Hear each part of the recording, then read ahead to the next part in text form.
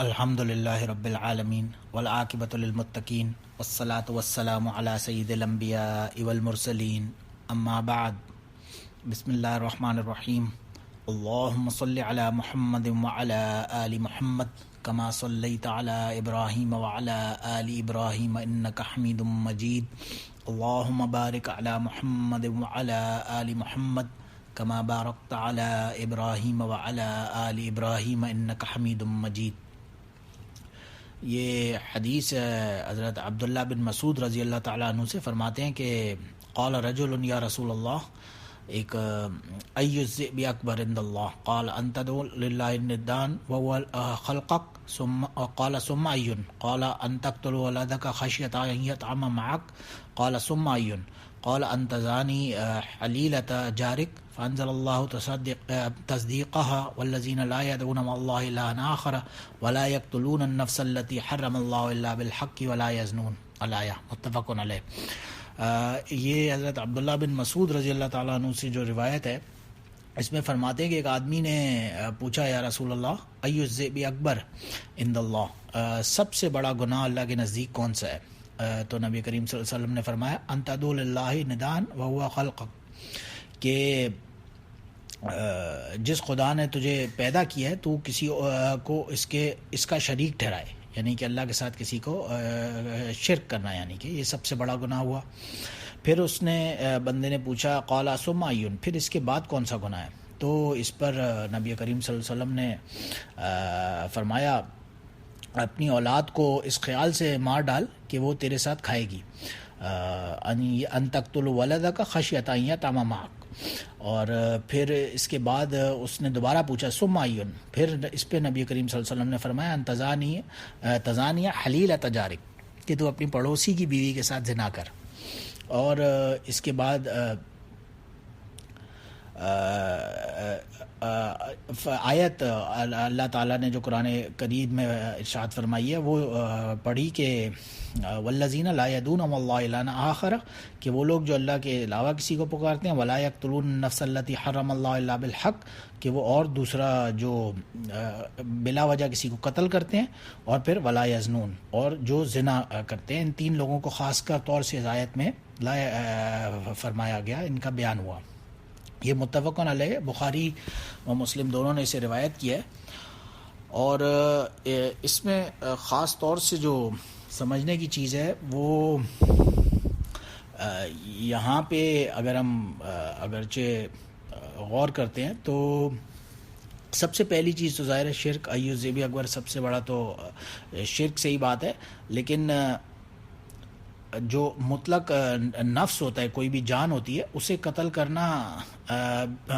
Absolutely گناہ کبیرہ ہو گیا۔ لیکن خاص طور سے یہاں پہ ولد یعنی اولاد کا ذکر کیا، ان تقتل ولدک خشیۃ ان یطعم معک، کہ اپنی اولاد کو قتل کرنا اس ڈر سے کہ وہ تیرے ساتھ کھائے گی۔ تو اس کی خاص وجہ یہ ایک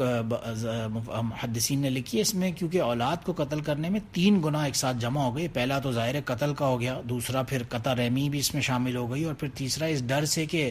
وہ کھانا تم سے مانگے گی یا تمہیں اس کو رزق دینا پڑے گا۔ تو اس سے خاص طور سے بہت ہی ایمفسس کے ساتھ کہ یہ تو اسپیشلی زیادہ بڑا گناہ ہو گیا۔ اور ظاہر ہے اہل عرب میں اس وقت کا جو عرب کلچر تھا اس کے میں رواج تھا، لوگ اپنے اولادوں کو قتل کر دیتے، بیٹیوں کو زندہ درگور وغیرہ کر دیتے تھے، تو اس کا خاص طور سے ایک ایمفسس کے ساتھ اس حدیث میں اشارہ ہوا۔ اور پھر لاسٹ چیز جو تھرڈ اس میں بیان ہوئی زنا کے بارے میں، تو ظاہر ہے زنا تو ایبسولوٹلی گناہ کبیرہ میں سے ہو گیا، جیسا کہ بہت سارے نصوص سے ثابت ہے۔ اور یہاں پہ خاص طور سے پڑوسی کی بیوی کا ذکر ہوا کہ اس کے ساتھ زنا کرنا تو ایبسولوٹ بہت ہی بڑا گناہ ہو گیا، کیونکہ پڑوسی کا جو ایک رشتہ ہوتا ہے، جار جس کو کہتے ہیں عربی زبان میں، اس کے بارے میں تو بہت ساری وعیدیں آتی ہیں ویسے بھی کہ اس کو تو پریشان کسی صورت بھی نہیں کرنا چاہیے، اور وہ پڑوسی دوسرے پڑوسی کا امین ہوتا ہے، وہ اس کی جان مال عزت اس کے حق میں وہ دوسرا اپنا پڑوسی کو اپنا امین سمجھتا ہے، اپنا بھائی سمجھتا ہے، اور اس پہ تو اپنے بھائیوں سے بھی زیادہ حقوق ہوتے ہیں، تو اس کے ساتھ خیانت کرنا تو بدرجہ اولا اور بڑی خیانت سمجھا جائے گا۔ تو ظاہر ہے یہ 3 بڑے گناہوں کا اس حدیث میں ذکر ہوا، لیکن اس کے علاوہ اور بھی بہت سارے گناہ، جیسے ایک اور حدیث حضرت عبداللہ بن عمر رضی اللہ تعالیٰ عنہ کی جو روایت ہے، اس میں وہ فرماتے ہیں کہ قال رسول اللہ صلی اللہ علیہ وسلم، نبی کریم صلی اللہ علیہ وسلم نے فرمایا الکبائر الاشراک باللہ وعقوق الوالدین وقتل النفس والیمین الغموس، کہ یہ بخاری کی حدیث ہے، حضرت عبداللہ بن عمر رضی اللہ عنہ اس میں یہ فرما رہے ہیں کہ نبی کریم صلی اللہ علیہ وسلم نے فرمایا کہ جو سب سے بڑے گناہ ہیں اس میں سب سے پہلا آف کورس شرک باللہ، اللہ کے ساتھ شرک کرنا، عقوق الوالدین، والدین کی نافرمانی، وقتل النفس، پھر کسی نفس کا قتل کرنا، والیمین الغموس، یمین الغموس کہتے ہیں جھوٹی قسم کھانے کو۔ لیکن ایک دوسری روایت میں جو حضرت انس رضی اللہ تعالیٰ عنہ سے مروی ہے، اس میں شہادت الزور کا بھی ذکر آتا ہے، یعنی کہ جھوٹی گواہی دینا، یعنی جھوٹی قسم کھانا، جھوٹی گواہی دینا، یہ سب کچھ بھی گناہ کبیرہ میں سے ہی آ جاتے ہیں۔ اب اس میں اگر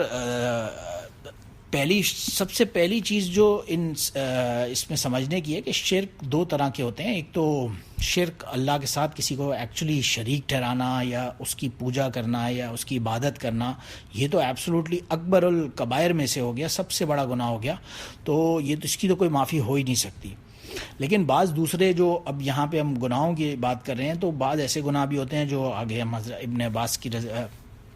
روایت سے دیکھیں گے کہ جو معاف بھی ہو سکتے ہیں۔ اس میں سب سے پہلے اگر ہم غور کریں تو چھوٹے اور بڑے گناہوں میں اس کے بارے میں مختلف ہمیں اقوال اور محدثین نے جو لکھی ہیں، مفسرین نے یا محققین نے، سب سے پہلے تو حضرت قاضی ایاز رحمہ اللہ کا ایک قول جو بعض محققین نے بھی جس کو کہا ہے کہ ہر گناہ ہی بڑا ہے، کل ما نہی اللہ عنہ فہو کبیرۃ۔ اس میں حضرت ابن عباس رضی اللہ تعالیٰ عنہ کی ایک روایت ہے کہ ہر گناہ ہوگا ہی بڑا، کیونکہ ظاہر ہے جو بھی جس کے دماغ میں بھی اللہ کی جب وحدانیت اور اس کی عظمت اور وہ جس کو بھی اس کے دماغ میں یا اس کے خیال میں ہوگی، تو وہ آٹومیٹکلی اس کی نافرمانی یا اس کی جس چیز سے اس نے منع کیا ہے وہ کرنے کی ہمت ہی نہیں کرے گا، تو جو گناہ بھی ہوگا وہ سب کے سب اکبر ہو جائیں گے، سب ہی کو ہم کبیرہ گناہوں میں شامل کر لیں گے۔ لیکن اسی قول کو حضرت ابن عباس کی قاضی ایاز رحمہ اللہ اور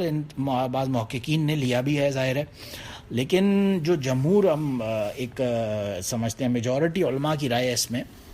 وہ کہتے ہیں کہ ظاہر ہے نہیں، ڈیفینیٹلی کچھ نہ کچھ فرق تو ہوگا، کیونکہ قرآن کریم کی آیت میں آتا ہے ان تجتنبوا کبائر ما تنہون عنہ تکفر عنکم سیئاتکم، کہ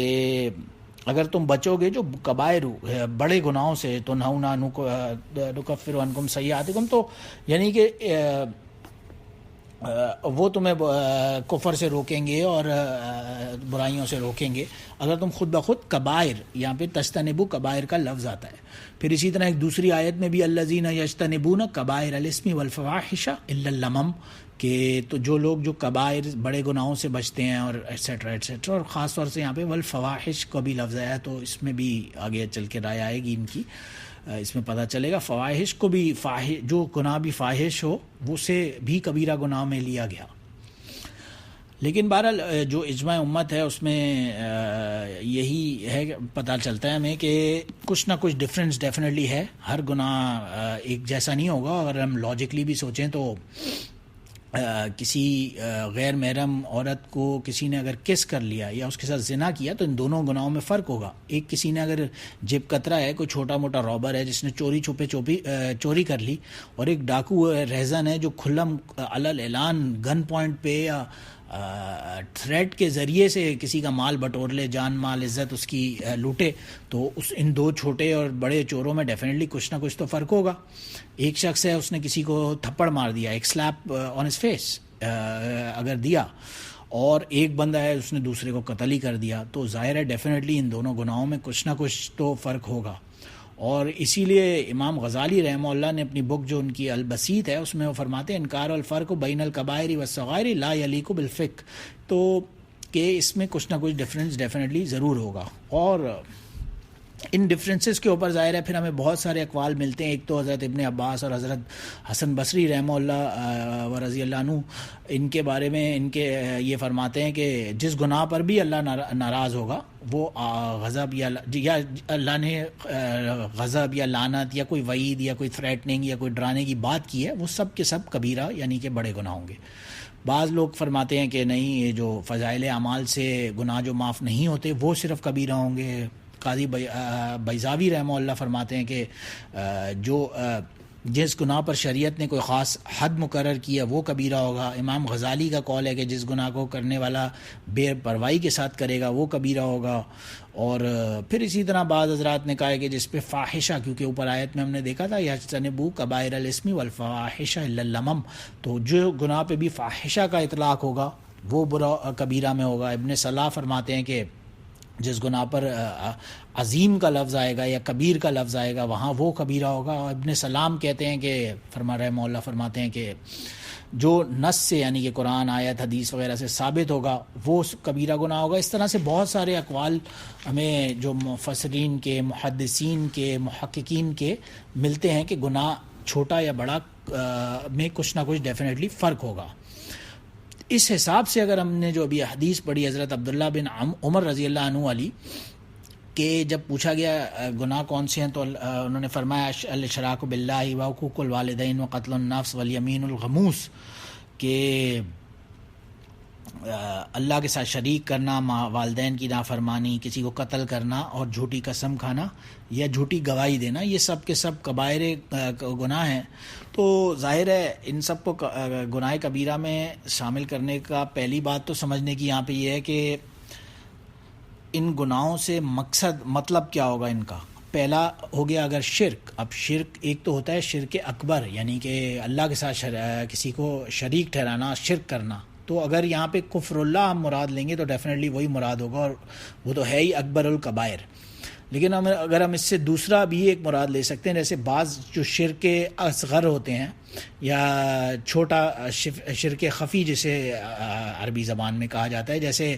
عبادت میں ریا کرنا یا کسی کو نام میں صرف شریک ٹھہرانا، یا جیسے ایک روایت میں آتا بھی غالباً من صلی یرائی فقد اشرکا، جس نے نماز پڑھی کسی کو دکھانے کے لیے اس نے شرک کیا. من صدق یرائی فقد اشرکا، جو کسی کو چیریٹی کرے گا ٹو جسٹ شو آف، دوسروں کو دکھانے کے لیے، تو اس نے شرک کیا. یا اسی طرح سے ایک قرآن پاک میں بھی، بلکہ سورہ کاف میں غالباً 5ویں رکوع میں سینٹر میں جا کے دو لوگوں کی سٹوریز اللہ نے بیان کی. ضرب اللہ مثل رجلین جعلنا لأحدہما جنتین من عناب وحففناہما بنخل وجعلنا بینہما زرعا، یہ الی آخر الآیات اس پورے رکوع کے اینڈ میں. تو یہ دو لوگوں کی بات چل رہی ہے. ایک کو اللہ نے باغات دیے، بہت ہی یعنی آج کی زمانے میں ہم دیکھیں لیٹسٹ ٹیکنالوجی کی فیکٹری کی مشینز دیں اور مینوفیکچرنگ انڈسٹری دی. اس کے پاس اس کو ہم اس طرح سمبولکلی اگر انڈرسٹینڈ کریں، یا کسی کو بڑے بڑے کوئی فارمر ہے، اس کے پاس بہت بڑے بڑے فارمز ہیں، ایکڑوں پہ، ہزاروں لاکھوں یا وٹ ایور اماؤنٹ پہ اس کے بڑے بڑے فارمز ہیں، اس پہ گروز ٹریز گو رہے ہیں، فروٹس ہر طرح کے، پانی کا اسے کوئی مسئلہ نہیں ہے، and he is living a happy comfortable life. اس کے پاس ہر چیز بہت ایمپل ہے. اور دوسرا ایک بندے کی مثال اللہ نے دی جو اتنا ویل آف نہیں تھا. وہ اس کے پاس آیا اور اس نے کہا کہ بھائی تم جب آتے ہو تو اللہ کا شکر ادا کیا کرو اپنی نعمتوں پہ. تو اس پر اس بندے نے کہا وَلَا رَدِدتُّ إِلَىٰ رَبِّي لَأَجِدَنَّ خَيْرًا مِنْهَا مُنْقَلَبًا، کہ نہیں، یہ نعمتیں تو مجھے جو اللہ نے دی ہیں، مجھے تو یہ اس لیے دی ہیں کیونکہ I am the chosen one, اللہ مجھ سے خوش ہے، اسی لیے تو اللہ نے مجھے نعمتیں دی ہیں. اور یہاں تک ہی نہیں، اس نے کہا وَلَا رَدِدتُّ إِلَىٰ رَبِّي لَأَجِدَنَّ خَيْرًا مِنْهَا مُنْقَلَبًا، کہ مجھے اس دنیا میں نعمتوں کا مطلب یہی ہے کہ مجھے تو یہی گمان ہے کہ اب میں مروں گا بھی تو آخرت میں جا کر مجھے اس سے بھی بہتر اور ملے گا. اس کی پرسیپشن تھی اس بندے کی. یہاں پہ کوئی شرک کی بات نہیں چل رہی تھی، اگرچہ یہ تو ایک گناہ اور ثواب کا معاملہ چل رہا تھا. وہ بس اللہ کا شکر نہیں ادا کر رہا تھا، یا ایکسپیکٹیشن ایک غلط لگا کے اللہ سے بیٹھا ہوا تھا کہ وہ تو جیسے بس جنتی ہے، اس سے تو کوئی سرٹیفکیٹ ملا ہوا ہے جنت کا، اور اس کو شکر کرنے کی کوئی ضرورت نہیں ہے. اینی ہاؤ، تو اب یہ بات آگے چلی، اس کا بہرحال اللہ ایک طوفان کے ذریعے اس کا پورا باغ ختم ہو گیا، اس کی جو بھی ایسٹس تھے سب جل کے راکھ ہو گئے، اور وہ اپنی کفئی یعنی کہ ہاتھ کی ہتھیلیاں مرتا رہ گیا.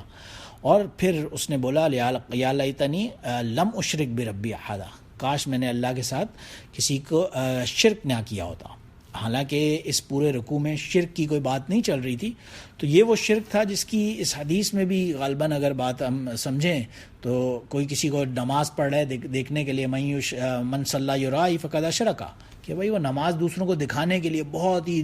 ایبسولوٹ سلولی اسٹیڈلی اگر کوئی دیکھ رہا ہے تو بہت ہی خشوع و خضوع دوسرے کو دکھانے کے لیے کر رہا ہے، یا اگر کوئی چیریٹی کر رہا ہے تو وہ دوسرے کو دکھانے کے لیے کر رہا ہے، شو آف کہ میرا نام بنے، مجھے لوگ واہ واہ کریں یا مجھے لوگ داد دیں. یہ بھی شرک اس کو روایت میں آ گیا کہا گیا. تو یہ اس طرح کے بہت سارے شرک مراد ہو سکتے ہیں. اسی طرح دوسرا بڑا گناہ جو یہاں پہ آیا حقوق الوالدین، کے والدین کی نافرمانی کرنا بھی سب سے بڑے گناہوں میں سے ہو گیا. اور ظاہر ہے بہت ساری قرآنی آیات سے بھی یہ تو ہمیں obviously سمجھ آتا ہے، وَاعْبُدُوا اللَّهَ وَلَا تُشْرِكُوا شَيْئًا وَبِالْوَالِدَيْنِ إِحْسَانًا أَنِ اشْكُرْ لِي وَلِوَالِدَيْكَ إِلَى آخِرِ الآیات، کہ اس آیت میں بھی یہی پتہ چلا وَلَا تُشْرِكُوا بِهِ شَيْئًا، اللہ کے ساتھ کسی کو شریک نہ کرو، اور والدین کے ساتھ اچھا سلوک کرو. اور اسی طرح جہاں پہ بھی دوسری جگہ پہ بھی سورہ بنی اسرائیل میں آتا ہے وَقَضَىٰ رَبُّكَ أَلَّا يَعْبُدُوا اللَّهُ وَبِالْوَالِدَيْنِ إِحْسَانًا، کہ اللہ کے ساتھ کسی کو شریک نہ ٹھہراؤ اور والدین کے ساتھ اچھا سلوک کرو. وَلَا تَنْهَرْهُمَا، انہیں جھڑکی نہ دو، انہیں برا بھلا مت بولو، ان کے ساتھ اچھا سلوک کرو. والدین تو اگر مسلمان نہیں بھی ہیں، کافر بھی ہیں، تو بھی ان کے ساتھ اچھا سلوک کرنے کو شریعت نے واجب قرار دیا. اور وجہ ظاہر ہے اس کی یہی ہے، ایک طرح اللہ جس طرح سے سبب حقیقی ہے، یعنی کہ ریئل کریٹر تو اللہ ہے، بٹ جو والدین ہیں وہ سبب ظاہری ہیں کسی بھی انسان کے اس دنیا میں آنے کے لیے، یعنی کہ جو اس کی میکنزم، جس میکنزم کے تھرو وہ حقیقی رب نے ایک انسان کی کریشن کی، وہ اس کے والدین کے تھرو کی. تو اس لیے والدین کی نافرمانی یا ان کی مرضی کے خلاف، یا فار ایگزامپل ان کی اگر کوئی غیر شرعی کام کی بات نہیں ہو رہی، ظاہر ہے اگر کوئی غیر شرعی کام پہ والدین کسی کو کوئی آرڈر کرے گا تو وہ تو ڈیفینیٹلی اس سے نہیں ماننا چاہیے. لیکن اگر کوئی شرعی احکام والدین اس کو آرڈر کرتے ہیں کہ باپ بیٹے کو بولتا ہے نماز پڑھو اور وہ اس پہ نہیں پڑھتا، تو یہ ظاہر ہے والدین کی بھی نافرمانی ہو جائے گی اس میں، اور کیونکہ جو شرعی احکامات ہیں ان کی پیروی تو ہر انسان پر لازم ہے. اور پھر دوسرے بڑے گناہوں میں ایک دوسری حدیث میں جو کہ حضرت ابو ہریرہ رضی اللہ عنہ کی ہے، اس میں فرماتے ہیں کہ نبی کریم صلی اللہ علیہ وسلم نے فرمایا لا یزنی الزانی حین یزنی وهو مؤمن ولا یسرق السارق حین یسرق وهو مؤمن ولا یشرب الخمر حین یشرب وهو مؤمن الی آخر الحدیث. یعنی کوئی زانی جب ہوتا ہے وہ زنا کرتے ہوئے پورا مومن ہو ہی نہیں سکتا. اسی طرح چوری کرنے والا اس حدیث میں آتا ہے کہ چوری کے وقت وہ مومن نہیں رہتا، یا شراب پینے والا بندہ ہے وہ جس وقت شراب پی رہا ہے اس وقت وہ مومن ہی نہیں رہتا. اسی طرح کوئی چوری کرنے والا ہے اور لوٹ مار کرنے والا ہے، وہ جس وقت چوری کر رہا ہے تو اور لوگ دیکھ رہے ہوں وہ مومن ہی نہیں رہتا ظاہر ہے. تو اسی طرح آگے جو خاص طور سے ایک حین ینتبہ وهو مؤمن ولا یغل احدکم حین یغل وهو مؤمن فإیاکم متفق علیہ. بخاری اور مسلم دونوں میں روایت ہے، جو شخص خیانت کرتا ہے، آخری بات جو چوری کے بعد فرمائی، جو شخص خیانت کرتا ہے وہ خیانت کرتے ہوئے بھی مومن نہیں رہتا. یعنی کہ ایک انسان ہے، عام طور پہ ہم دوسری چیزوں کو تو گناہ سمجھ رہے ہیں، لیکن خیانت کوئی ایسی چیز ہی نہیں سمجھی جاتی کہ گناہ بھی ہوگا. لیکن کسی کے ساتھ خیانت کرنا، زبان دے کے پیچھے ہٹنا، اپنا کمٹمنٹ اپنا جو ہو اسے آنر نہ کرنا، اسے پیچھے ہٹنا، یا کسی کو ویسے ہی دھوکہ دینا، یہ سب بھی گناہ کبیرہ میں سے ہی آ جاتے ہیں. اور ایک دوسری روایت میں جو کہ حضرت ابن عباس رضی اللہ عنہ کی ہے، اس میں بھی اسی طرح سے چوری قتل کرنے والا مومن نہیں رہتا، اور یہ سب باتوں کا خاص طور سے ذکر آتا ہے. اور اس میں خاص طور سے اکرمہ رحمہ اللہ جو ہیں وہ فرماتے ہیں کہ قلت لابن عباس رضی اللہ عنہ، کہ میں نے ابن عباس رضی اللہ عنہ سے پوچھا اکرمہ نے کہ کیف ینزع الایمان منہ، کہ ایمان کس طرح اس کے اندر سے نکل جاتا ہے. یعنی جب وہ چوری کر رہا ہے، زنا کر رہا ہے، خیانت کر رہا ہے، یا جو بھی یہ کام کر رہا ہے، اب وہ حدیث بتا رہی ہے کہ وہ تو مومن ہی نہیں رہتا. تو اس پر حضرت ابن عباس رضی اللہ عنہ نے اپنی وشبکا بین اصابعہ ثم اخرجہا، اپنی انگلیوں میں انگلیاں ایک طرح سے جیسے دونوں ہاتھوں کی ملائیں اور پھر ڈال کر انہیں کھینچ کر الگ کیا اور بتایا کہ وہ اس طرح سے اس کے اندر سے ایمان ہی باہر نکل جاتا ہے. فَإِن تَابَ عَادَ إِلَيْهَا هَكَذَا، اگر وہ ایمان اگر وہ اس پہ توبہ کرتا ہے ظاہر ہے تو ہر گناہ معاف ہو جاتا ہے. جیسے کہ آتا ہے لو بلغ الذنوب عنان السماء ثم استغفرتنی غفرت لک لا ابالی، یعنی تم اپنے گناہوں کرو بھرتے جاؤ، اس پوری دنیا کو بھر دو، آسمانوں کو بھر دو گناہوں سے، پوری چھت تک آسمان کی، عنان السماء آسمان کی چھت تک اپنے گناہوں کو لگا دو، ثم استغفرتنی پھر مجھ سے مغفرت مانگو، مجھ سے توبہ کرو گے، غفرت لک لا ابالی میں تمہاری مغفرت کروں گا، تمہارے گناہوں کو معاف کروں گا اور مجھے اس کی کوئی پرواہ بھی نہیں ہوگی. تو ظاہر ہے گناہ کے اوپر توبہ کرنے سے تو ڈیفینیٹلی گناہ معاف ہو جائے گا، لیکن گناہ کو اصل مسئلہ ہے گناہ کو گناہ سمجھنا ہی نہیں، تو اس کی یہاں پہ بات چل رہی ہے. تو ظاہر ہے اسی لیے ابن عباس رضی اللہ عنہ نے بھی فرمایا فَإِن تَابَ عَادَ إِلَيْهِ هَكَذَا، کہ اگر اس نے توبہ کر لی تو پھر وَشَبَّكَ بَيْنَ أَصَابِعِهِ اسی طرح سے انگلیوں کو دوبارہ ملا کے بتایا کہ وہ اس کا ایمان واپس لوٹ آئے گا. اس حدیث کے بارے میں ابو عبداللہ یعنی کہ امام بخاری رحمہ اللہ فرماتے ہیں، خاص طور سے ان کی ایک بات ہے کہ وہ یہ اس حدیث کے بارے میں کہتے ہیں کہ قاتل اور اسی طرح کے جو دوسرے گناہوں جن کی بات چل رہی ہے وہ پورا مومن نہیں ہوتا، کا مطلب یہ ہے کہ اس سے نور ایمان باہر نکل جاتا ہے. اس وقت جب وہ یہ گناہ کر رہا ہے تو اس کے اندر نور ایمان باقی ہی نہیں رہتا اور وہ کہیں باہر چلا جاتا ہے. اینی ہاؤ تو اس حدیث سے پتہ یہی چل رہا ہے کہ زنا، چوری وغیرہ یہ جتنے بھی ہیں یہ سب مخرج علی الایمان یعنی کہ ایمان کے زائل ہونے کا سبب بن سکتے ہیں خدا نخواستہ. تو اس لیے ان گناہوں سے بچنا بہت ہی ضروری ہے. اور ظاہر ہے اس ایمان کا نکلنے کا مطلب یہ تو نہیں کہ وہ بندہ کافر ہو جائے گا، کیونکہ جیسے کہ حدیث ایک میں آتا ہے من قال لا الہ الا اللہ دخل الجنہ، جو کلمہ پڑھے گا اور ایک دفعہ مسلمان ہوگا تو انشاءاللہ اس پہ اگر اس کی موت ہو گئی تو وہ ضرور ایک نہ ایک دن دوزخ سے نکل کے جنت میں ضرور جائے گا. لیکن ان گناہوں کی ایمفسس، ان کی برائی یا ان سے ڈرانے کے لیے، ان سے بچنے کا آرڈر دینے کے لیے یہ حدیث اور یہ قرآن کی آیات وغیرہ نازل ہوتی ہیں تاکہ ہمیں سامنے جو ایک مومن ہے وہ ان گناہوں سے بچنے کی کوشش ایٹ لیسٹ کرے. اور ظاہر ہے یہ ڈرانے کے لیے، ایک وعید کے لیے بیان ہوتی ہے. اور اسی لیے امام بخاری رحمہ اللہ نے فرمایا کہ اس سے کمال ایمان، جب وہ گناہ کر رہا ہوتا ہے تو اس کے اندر سے کمال ایمان نکل جاتا ہے. اور اس پہ حضرت ابن عباس رضی اللہ عنہ فرماتے ہیں کہ اس سے جو نور ہوتا ہے ایمان کا وہ مراد ہے یہاں پہ، کہ ایمان کا جو اصل نور ہے، اگر چوری کرتا ہے، زنا کرتا ہے تو اور وہ اس کے خیانت کرتا ہے، شراب پیتا ہے تو اس کے اندر سے وہ گناہ، ایمان کا نور نکل جاتا ہے جب، تو ظاہر ہے وہ پھر اس کی کیفیت تو مومن کی نہیں رہے گی. اور اس پر حضرت حسن بصری رحمہ اللہ یہ فرماتے ہیں کہ اس کا مطلب یہ ہے کہ مومن جو ایک اچھا آدمی، ایک لقب تھا، ایک ٹائٹل تھا، ہی از اے مومن، جب وہ گناہ کر رہا ہے اب وہ اس کے پاس ٹائٹل باقی نہیں رہا. جیسے اس کو اگر کسی نے چوری کیا اسے لوگ بولیں گے سارق، جیسے عربی زبان میں کہتے ہیں، یا ہی از اے تھیف، ہی از اے رابر. یا اگر کوئی زانی ہے تو یہ کسی نے زنا کیا تو یہ زانی ہے، یا کوئی شراب پی رہا ہے تو یہ شرابی ہے. تو اس کے ساتھ یہ ٹائٹل اٹیچ ہونے کا مطلب یہ ہے کہ اب اس سے لوگ مومن نہیں کہتے، تو یہ کتنے اچھے ٹائٹل سے محروم ہو جائے گا ان گناہوں کی بے برکتی سے. اس وجہ سے ان گناہوں سے بچنا اتنا ضروری ہے. اور حسن بصری کے علاوہ اس پہ ابن عباس رضی اللہ عنہ کا ایک دوسرا قول بھی ہے کہ اس سے اندر سے ایمان نکل کر اس کے اوپر ایک سارٹ آف گویا جب وہ یہ گناہ کر رہا ہوگا تو ایک سائبان یعنی کہ ایک کلاؤڈ ٹائپ سارٹ آف اس کے اوپر بن جائے گا. وہ اگرچہ اسے عذاب سے یعنی کہ کہنا یہ چاہیے کہ اس جو اللہ کا جو غضب ہے اس سے بچانے کے لیے وہ ایک کلاؤڈ اگرچہ پروبیبلی مدد تو دے سکتا ہے، لیکن وہ اس کا جو تعلق ہوگا وہ پھر بھی اس کے ساتھ سارٹ آف سم واٹ رہے گا. اور وہ ظاہر ہے کافر تو نہیں کہیں گے ہم اسے، لیکن اس کے اندر وہ ظاہر ہے جیسے پہلے انہوں نے فرمایا ابن عباس نے اپنے قول میں کہ اس سے نور ایمان خارج ہو جائے گا. اسی طرح اس میں بہت ساری دوسری بھی آ رہے ہیں، یعنی کہ اس سے نفی مراد ہے، ایسے حیا مراد ہے. بعض اس میں خاص طور سے علامہ طیبی رحمہ اللہ فرماتے ہیں کہ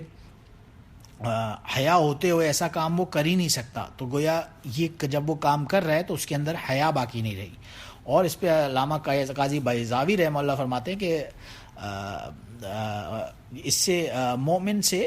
معمون من العذاب مراد ہے, یعنی ایسی حالت میں وہ عذاب سے معمون نہیں ہوگا, یعنی جب وہ یہ کر رہا ہے تو اس وقت اس پہ اللہ کا عذاب بھی آ سکتا ہے.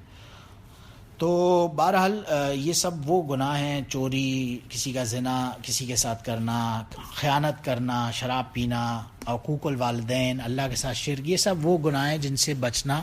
ایبسلوٹلی ہر مسلمان کے لیے بہت ضروری ہے. دعائے اللہ ہم سب کو اپنی حفظ و امان میں رکھے اور ان تمام گناہوں سے حفاظت میں رکھے اور ان سے بچنے کی توفیق عطا فرمائے. سبحان ربک رب العزت عما یصفون وسلام علی المرسلین والحمد للہ رب العالمین. سبحانک اللہم اشہد ان لا الہ الا انت استغفرک واتوب الیک.